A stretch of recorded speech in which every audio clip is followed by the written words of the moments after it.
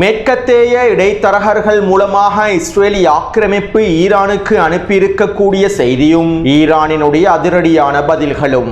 தற்கொலை செய்து கொண்ட இஸ்ரேலி ஆக்கிரமிப்பு கட்டளை தளபதியும் பைத்தியங்களினால் நிரம்பி வழியும் இஸ்ரேலி ஆக்கிரமிப்பு கல்லறைகளும். காசாவை விட்டு வெளியேறும் எகிப்தினுடைய கனரக வாகனங்களும் உபகரணங்களும் இவை தொடர்பான உருக்கமான கருத்துக்களை வெளியிட்டிருக்கக்கூடிய காசாவின் ஊடகவியலாளரும்.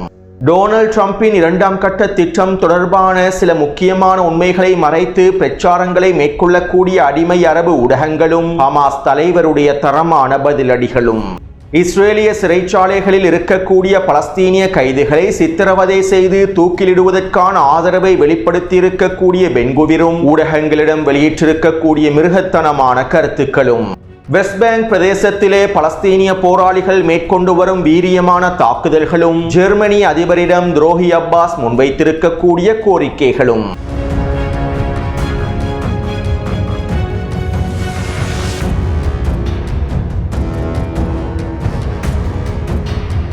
நேற்றைக்கு முன்தினம் ஜெர்மனியினுடைய அதிபர் இஸ்ரேலி ஆக்கிரமிப்பில் களமிறங்கியிருந்தார். அமெரிக்காவுக்கு அடுத்தபடியாக இஸ்ரேலி ஆக்கிரமிப்புக்கு அதிகளவான ஆயுதங்களை வழங்கக்கூடிய நாடுகளில் ஜெர்மனி முக்கிய இடத்தை பிடித்துள்ளது. மேலும் இஸ்ரேலி ஆக்கிரமிப்பு ராணுவத்திற்கு தேவையான அதிகளவான ஒஃபென்சிவ் ஆயுதங்களையும் ஜெர்மனி தொடர்ச்சியாக வழங்கி வருகின்றது. ஒவ்வொரு வருடமும் ஜெர்மனிக்கும் இஸ்ரேலி ஆக்கிரமிப்புக்கு இடையிலான ஆயுத ஒப்பந்தங்களும் புதுப்பிக்கப்படுகின்றன.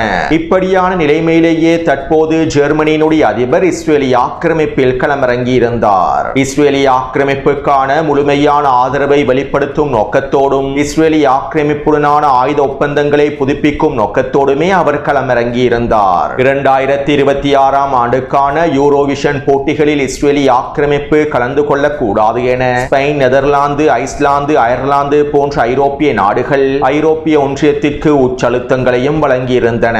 மேலும் இந்த அழுத்தங்களுக்கு பதிலடியாக ஜெர்மனியினுடைய அதிபர் இஸ்ரேலி ஆக்கிரமிப்புக்கு சார்பாக களமிறங்கியிருந்தார். மேலும் இந்த அழுத்தங்களுக்கு ஐரோப்பிய ஒன்றியம் அடிபணியக்கூடாது என்றும் இஸ்ரேலிய போட்டியாளர்களுடைய உரிமைகள் பாதுகாக்கப்பட வேண்டும் என்றும் ஜெர்மனியினுடைய அதிபர் சில வேலை திட்டங்களையும் முன்னெடுத்திருந்தார். மேலும் இதன் அடுத்த கட்டமாகவே இஸ்ரேலுக்கு முழுமையான ஆதரவை வெளிப்படுத்தும் நோக்கத்தோடு ஜெர்மனியினுடைய அதிபர் இஸ்ரேலி ஆக்கிரமிப்பில் களமிறங்கி நெட்டன்யாகுவோடு விசேட பேச்சுவார்த்தைகளை மேற்கொண்டிருந்தார். அத்தோடு ஜெர்மனி அதிபருடனான பேச்சுவார்த்தைகளுக்கு பிறகு நெட்டன்யாகு ஊடக சந்திப்பிலே இவ்வாறு தெரிவித்தார். நதி முதல் கடல் வரை இருக்கக்கூடிய அனைத்து பிரதேசங்களும் இஸ்ரேலுக்கு சொந்தமான பிரதேசங்களாகும். நதி முதல் கடல் வரை இருக்கக்கூடிய பிரதேசங்கள் அனைத்தும் யூதர்களுக்கு சொந்தமான பிரதேசமாகும். இந்த பிரதேசத்தினுடைய எல்லைகளை பாதுகாப்பதற்காக நாங்கள் எல்லாவிதமான வேலை திட்டங்களையும் மேற்கொள்வோம். நதி முதல் கடல் வரை இருக்கக்கூடிய அனைத்து பிரதேசங்களையும் இஸ்ரேல் பாதுகாக்கும். இது எங்களுடைய தெய்வீக கடமையாகும். காசாவின் களத்திலே நாங்கள் ஜனாதிபதி டொனால்ட் ட்ரம்பினுடைய 1ஆம் கட்ட திட்டத்தினை நடைமுறைப்படுத்திவிட்டோம். டொனால்ட் ட்ரம்பின் 1ஆம் கட்ட திட்டமானது கிட்டத்தட்ட முடிவடைந்து விட்டது. எங்களுடைய ஒரே ஒரு இஸ்ரேலிய கைதியின் உடல் மாத்திரமே தற்போது காசாவில் எஞ்சியுள்ளது. அவருடைய உடலையும் நாங்கள் முழுமையாக மீட்டெடுத்ததுடன் காசாவிலே நாங்கள் 2ஆம் கட்டத்தினை ஆரம்பிப்போம். இந்த 2ஆம் கட்டமானது எங்களுக்கு மிக முக்கியமான கட்டமாகும். மேலும் இந்த 2ஆம் கட்டத்திலே காசாவில் ஹமாஸ் முழுமையாக நிராயுதபாணியாக்கப்பட வேண்டும். காசாவிலே தீவிரவாதம் முழுமையாக அழிக்கப்பட வேண்டும். இதைத்தான் ஜப்பானும் ஜெர்மனியும் செய்திருந்தது. இதற்கமைவாகவே நாங்கள் காசாவிலும் ஹமாஸை முழுமையாக நிராயுதபாணியாக்குவோம். காசாவில் ஹமாஸை நிராயுதபாணியாக்காமல் நாங்கள் ஒரு பொழுதும் காசாவை விட்டு வெளியேறப் போவதில்லை. மஞ்சள் எல்லை பிரதேசங்களை விட்டு நாங்கள் வெளியேறப் போவதில்லை. அதே போன்று காசாவிலே ஹமாஸை நிராயுதபாணியாக்குவது தொடர்பாகவும் ட்ரம்பினுடைய 2ஆம் கட்டத்தினை முழுமையாக நடைமுறைப்படுத்துவது தொடர்பாகவும் நான் அமெரிக்காவுக்கு விஜயம் செய்து ஜனாதிபதி டொனால்ட் ட்ரம்போடு நேரடியான கலந்துரையாடல்களை மேற்கொள்ளப் போகின்றேன். மேலும் இந்த கலந்துரையாடலில் நாங்கள் சில முக்கியமான முடிவுகளையும் எடுக்கப் போகின்றோம். விரைவில் காசாவிலே நாங்கள் எங்களுடைய இலக்குகளை முழுமையாக அடைந்து கொள்வோம் என நெட்டன்யாகு குறித்த ஊடக சந்திப்பிலே தெரிவித்தார். அத்தோடு ஊடகவியலாளர்கள் ஜனாதிபதி பொது மன்னிப்பு தொடர்பாக கேள்விகளை எழுப்பியிருந்தார்கள். இந்த சந்தர்ப்பத்திலே நெட்டன்யாஹு இவ்வாறு பதில் வழங்கினார். நான் ஒரு பொழுதும் அரசியல் களத்திலிருந்து ஓய்வு பெறப்போவதில்லை. நான் முடிக்க வேண்டிய பல விடயங்கள் இன்னும் எஞ்சியுள்ளன. அவை அனைத்தையும் முடிக்காமல் நான் ஒரு பொழுதும் அரசியல் களத்திலிருந்து ஓய்வு பெறப்போவதில்லை. ஜனாதிபதியின் பொது மன்னிப்பை பெற்றுக் கொள்வதற்காக அரசியல் களத்திலிருந்து நான் ஓய்வு பெறப்போவதும் இல்லை. அரசியல் களத்திலிருந்து ஓய்வு பெற்று பொது மன்னிப்பை பெற்றுக் கொள்ள வேண்டிய தேவையும் எனக்கு இல்லை என நெட்டன்யாஹு ஊடகவியலாளர்களுடைய கேள்விகளுக்கு பதில் வழங்கியிருந்தார். அதாவது சாகும் வரை நான் தான் பிரதமர் பதவியில் இருப்பேன் என்பதனையும் ஒரு பொழுதும் அரசியல் களத்திலிருந்து ஓய்வு பெறப் போவதில்லை என்பதனையும் நெட்டன்யாஹு உறுதிப்படுத்தியுள்ளார். இன்னும் ஒரு விதத்தில் குறிப்பிடுவதாக இருந்தால் இஸ்ரேலி ஆக்கிரமிப்பின் அழிவை உறுதி செய்யாமல் நெட்டன்யாஹு அரசியல் களத்திலிருந்து ஓய்வு பெறப் போவதில்லை. நெட்டன்யாஹுவின் தலைமையிலேயே இஸ்ரேலி ஆக்கிரமிப்பின் அழிவு நிச்சயிக்கப்பட்டுள்ளது. இதை உறுதிப்படுத்தும் வகையிலேயே நெட்டன்யாஹுவின் கருத்துக்களும் காணப்படுகின்றன.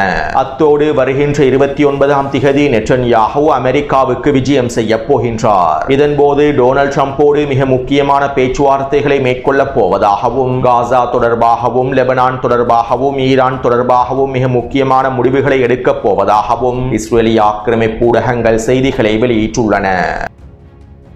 அத்தோடு ஜெர்மனி அதிபருடைய வருகையை தொடர்ந்து துரோகி அப்பாஸ் ஜெர்மனி அதிபருக்கு தொலைபேசி அழைப்பினை ஏற்படுத்தி இவ்வாறு கோரிக்கைகளை முன்வைத்துள்ளார். நாங்கள் ஹமாஸினுடைய அக்டோபர் 7ஆம் திகதி தாக்குதலை வன்மையாக கண்டிக்கின்றோம். ஹமாஸினுடைய இந்த தீவிரவாத தாக்குதலை பலஸ்தீனிய அதிகார சபை ஒரு பொழுதும் ஏற்றுக்கொள்ளப் போவதில்லை. காசாவிலே ஹமாஸினுடைய ஆட்சி முற்றாக முடிவுக்கு கொண்டு வரப்பட வேண்டும். காசாவிலே இருக்கக்கூடிய ஹமாஸினுடைய ஆயுதங்கள் எங்களுடைய பலஸ்தீனிய அதிகார சபையிடம் ஒப்படைக்கப்பட வேண்டும்.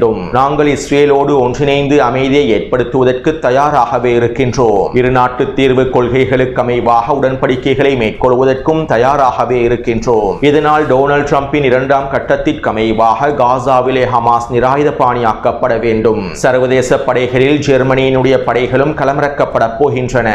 இவற்றை நாங்கள் வரவேற்கின்றோம். சர்வதேச படைகள் மூலமாக ஹமாஸ் முழுமையாக நிராயுதபாணியாக்கப்பட வேண்டும். இதற்கான முழுமையான ஆதரவை ஜெர்மனி வழங்க வேண்டும் என துரோகி அப்பாஸ் ஜெர்மனி அதிபரிடம் கோரிக்கைகளை முன்வைத்துள்ளார்.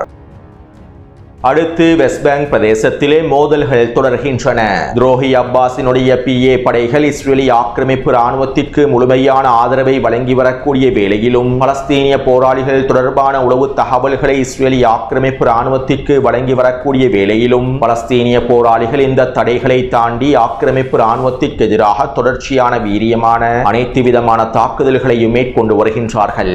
கடந்த 3 நாட்களுக்குள்ளே பலஸ்தீனிய போராளிகள் ஜெனின் பிரதேசத்திலே 3 தாக்குதல்களையும் டூபாஸ் நப்லஸ் துல்கராம் ஆகிய பிரதேசங்களில் எஞ்சிய தாக்குதல்களையும் மேற்கொண்டுள்ளார்கள். இந்த தாக்குதலின் போது 2 பலஸ்தீனிய போராளிகள் கொல்லப்பட்டுள்ளார்கள். அதே நேரம் இஸ்ரேலி ஆக்கிரமிப்பு ராணுவத்தினுடைய 3 ஜீப் வண்டிகள் இலக்கு வைக்கப்பட்டுள்ளன.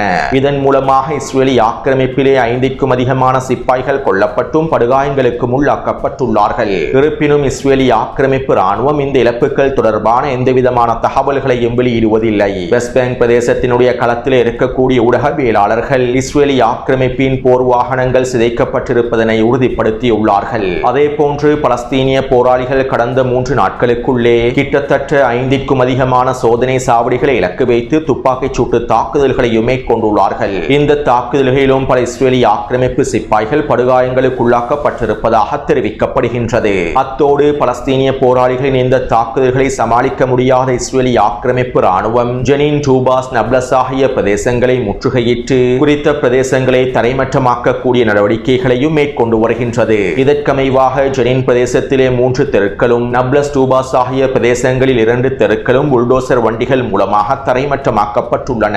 பலஸ்தீனிய போராளிகளுக்கு ஆதரவளிக்கக்கூடிய உறுப்பினர்களுடைய வீடுகளையும் பலஸ்தீனிய போராளிகளின் குடும்ப உறுப்பினர்களுடைய வீடுகளையும் இலக்கு வைத்து இந்த தரைமட்டமாக்கக்கூடிய தாக்குதல்களை இஸ்ரேலி ஆக்கிரமிப்பு மேற்கொண்டுள்ளது.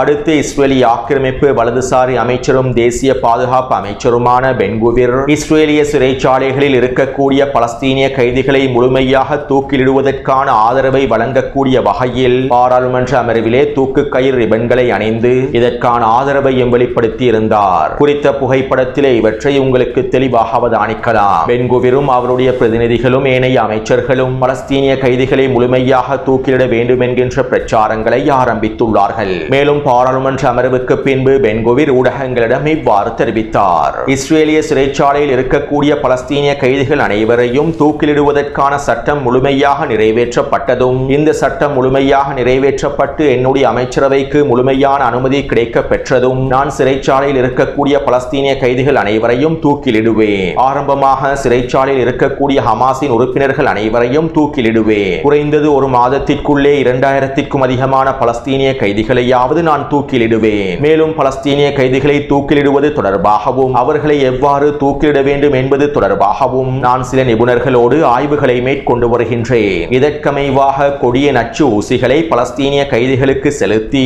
அவர்களை இலகுவாக தூக்கிலிடலாம். மேலும் இவ்வாறு கொடிய நச்சு ஊசிகளை செலுத்துவதற்கு பல வைத்தியர்கள் ஆதரவையும் வெளிப்படுத்தியுள்ளார்கள். அதே போன்று பலஸ்தீனிய கைதிகளை மின்சார கதிரையில் வைத்து சித்திரவதை செய்து தூக்கிலிடுவதற்கான விருப்பத்தையும் நான் ஆராய்ந்து வருகின்றேன். என்னிடம் இருக்கக்கூடிய விருப்பங்களில் மின்சார கதிரையே ஒரு பொருத்தமானதாக அமைந்திருக்கும் என நினைக்கின்றேன். ஏனென்றால் மின்சார கதிரையின் மூலமாக சித்திரவதை செய்து பலஸ்தீனியர்களை தூக்கிலிட்டால் மாத்திரமே அவர்களுக்கு மரண வேதனையை காண்பிக்க முடியும். மின்சார கதிரைகள் மூலமாக அவர்களுக்கு நரகத்தை காண்பிக்க முடியும். பலஸ்தீனிய கைதிகளுடைய உயிர்கள் இலகுவாக பிரியக்கூடாது. இதனால் மின்சார நாட்காலியே பொருத்தமானதாக அமைந்திருக்கும். மேலும் விரைவில் இவை தொடர்பான முடிவுகளை நான் உத்தியோகபூர்வமாக வெளியிடுவேன் என இஸ்ரேலி ஆக்கிரமிப்பின் தேசிய பாதுகாப்பு அமைச்சர் பென்குவிர் தெரிவித்துள்ளார். தற்போது இஸ்ரேலி ஆக்கிரமிப்பு சிறைச்சாலைகளில் 14,000க்கும் அதிகமான பலஸ்தீனிய கைதிகள் தடுத்து வைக்கப்பட்டுள்ளார்கள். இவர்களில் பெரும்பாலான கைதிகளை தூக்கிலிடுவதற்கு தற்போதைய சட்டம் முன்வைக்கப்பட்டுள்ளது.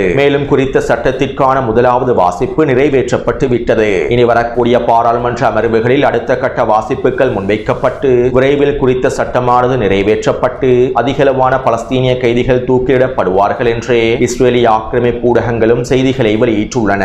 அத்தோடு இவ்வாறு பலஸ்தீனிய கைதிகள் தூக்கிலிடப்பட்டால் வெஸ்ட் பேங்க் பிரதேசத்திலே 3வது இன்டிஃபாதா வீரியமாக ஆரம்பிக்கப்பட்டு விடும் என்றும் இது வெஸ்ட் பேங்க் பிரதேசத்தில் இருக்கக்கூடிய பலஸ்தீனிய மக்களை வீரியமாக தூண்டிவிடும் என்றும் இதனை நாங்கள் முழுமையாக தடுத்து நிறுத்த வேண்டும் என்றும் ரகசியமான முறையில் மெதுமெதுவாகவே பலஸ்தீனிய கைதிகளை தூக்கிலிட வேண்டும் என்றும் இஸ்ரேலி ஆக்கிரமிப்பு இராணுவ தலைமை அதிகாரி இஸ்ரேலி ஆக்கிரமிப்பு போர் அமைச்சரவைக்கு சில ஆலோசனைகளை வழங்கியிருப்பதாக இஸ்ரேலி ஆக்கிரமிப்பின் வல்லா ஊடகம் செய்திகளை வெளியிட்டுள்ளது.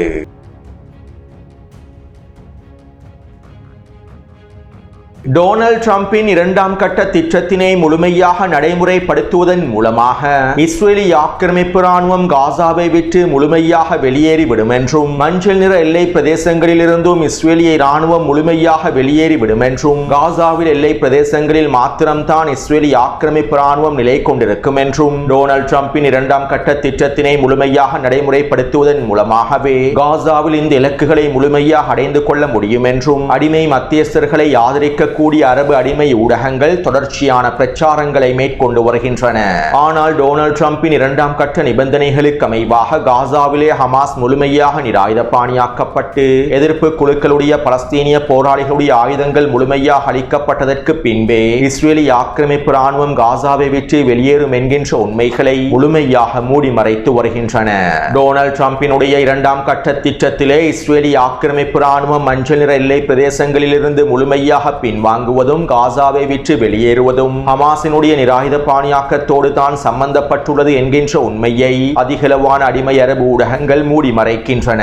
டொனால்ட் ட்ரம்பினுடைய குறித்த ஒப்பந்தத்தினை நியாயப்படுத்துவதற்காகவும் 2ஆம் கட்டத்தினை நடைமுறைப்படுத்துவதே பலஸ்தீனிய மக்களுக்கு தீர்வாக அமையும் என்கின்ற பிரச்சாரங்களை மேற்கொள்வதற்காகவும் குறித்த ஒப்பந்தமானது பலஸ்தீனிய மக்களுக்கும் பலஸ்தீனிய போராளிகளுக்கும் சாதகமான ஒப்பந்தம் என்பதனை பிரச்சாரம் செய்வதற்காகவுமே இந்த அடிமை அரபு ஊடகங்கள் இவ்வாறான பிரச்சாரங்கள் மேற்கொண்டு வருகின்றன.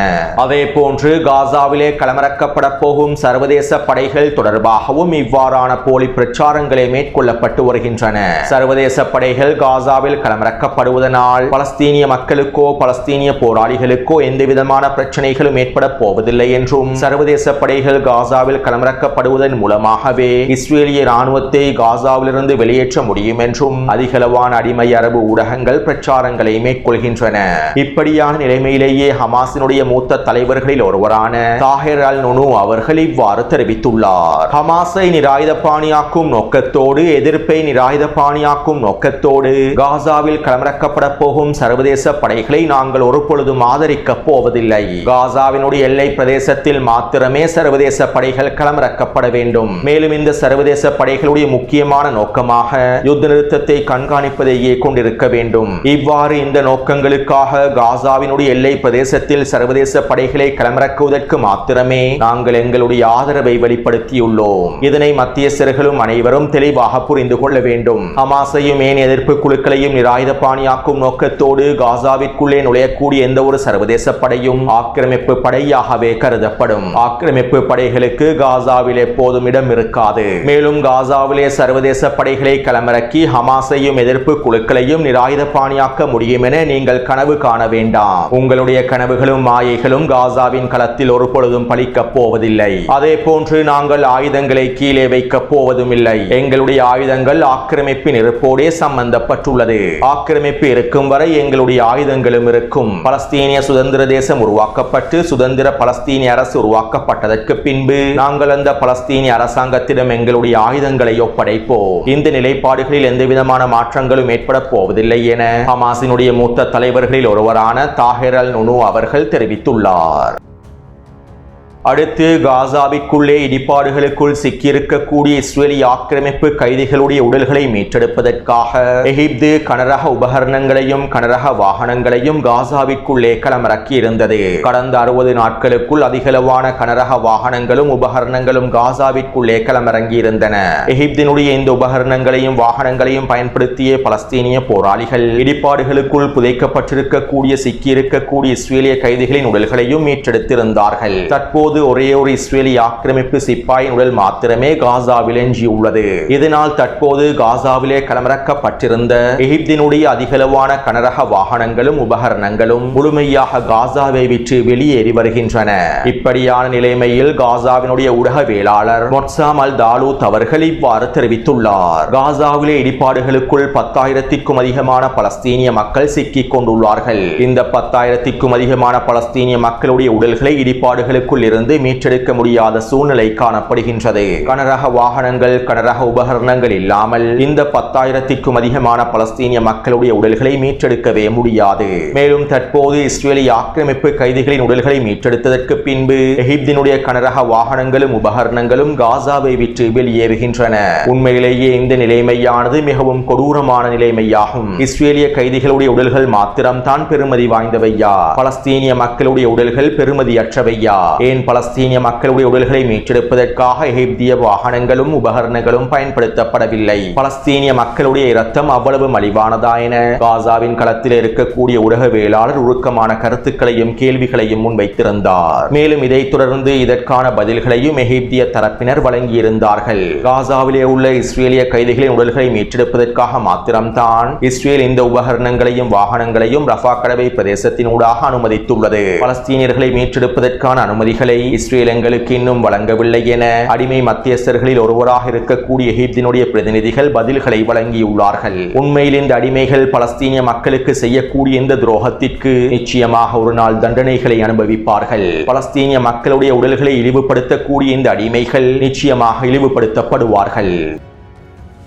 அடுத்து இஸ்ரேலி ஆக்கிரமிப்பு ராணுவத்தின் நஹரா பர்சான் என்கின்ற கட்டளை தளபதி நேற்றைய தினம் தற்கொலை செய்து கொண்டுள்ளார். இவருடைய புகைப்படத்தை டெலிகிராம் சேனலில் பதிவிட்டுள்ளேன். 2024ஆம் ஆண்டு ஜனவரி மாதம் முதல் இவர் வடக்கு காசாவின் களத்திலேயே செயற்பட்டுள்ளார். வடக்கு காசாவிலே அல்-ஷிஃபா மருத்துவமனை மீதான தாக்குதல்களிலும் இவர் சம்பந்தப்பட்டுள்ளார். மேலும் 2 மாதங்களுக்கு முன்பே இவருடைய நண்பரான ருஹு ஷலோம் என்கின்ற கட்டளை தளபதியும் தற்கொலை செய்து கொண்டுள்ளார். மேலும் இவருடைய இரங்கல் நிகழ்வுக்கு பின்பு கட்டளை தளபதி நஹரா பர்சானி சமூக ஊடக வலைத்தளத்தில் இவ்வாறு தெரிவித்தார். நண்பா, நான் உன்னை விரைவில் சந்திக்கின்றேன். கஃபர் யூனா கல்லறையில் நாங்கள் இருவரும் மீண்டும் சந்திப்போம். எனக்காக காத்து கொண்டிரு என தெரிவித்துள்ளார். எனவே நேற்றைய தினம் இந்த கட்டளை தளபதியும் தற்கொலை செய்து கொண்டுள்ளார். தன்னுடைய நண்பனை சந்திப்பதற்கு கஃபர் யூனா கல்லறைக்கு சென்றுள்ளார். அத்தோடு இஸ்ரேலி ஆக்கிரமிப்பு மறுவாழ்வுத்துறை அமைச்சகம் இஸ்ரேலி ஆக்கிரமிப்பு ராணுவத்திற்கு எச்சரிக்கைகளை வெளியிட்டுள்ளது. மனநலம் பாதிக்கப்பட்டிருக்கக்கூடிய சிப்பாய்களையும் அதிகாரிகளையும் பாதுகாக்க முடியாத நிலைமை ஏற்பட்டுள்ளது.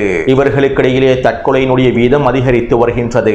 இவற்றை அவசரமாக நாங்கள் தடுத்து நிறுத்தாவிட்டால், இவர்களுக்கான சரியான சிகிச்சைகளை வழங்காவிட்டால் இனி வரக்கூடிய நாட்களில் நாங்கள் அதிகளவான சிப்பாய்களையும் அதிகாரிகளையும் இழக்க வேண்டி ஏற்படும் என இஸ்ரேலிய ஆக்கிரமிப்பு மறுவாழ்வுத்துறை அமைச்சகம் எச்சரிக்கைகளை வெளியிட்டுள்ளது.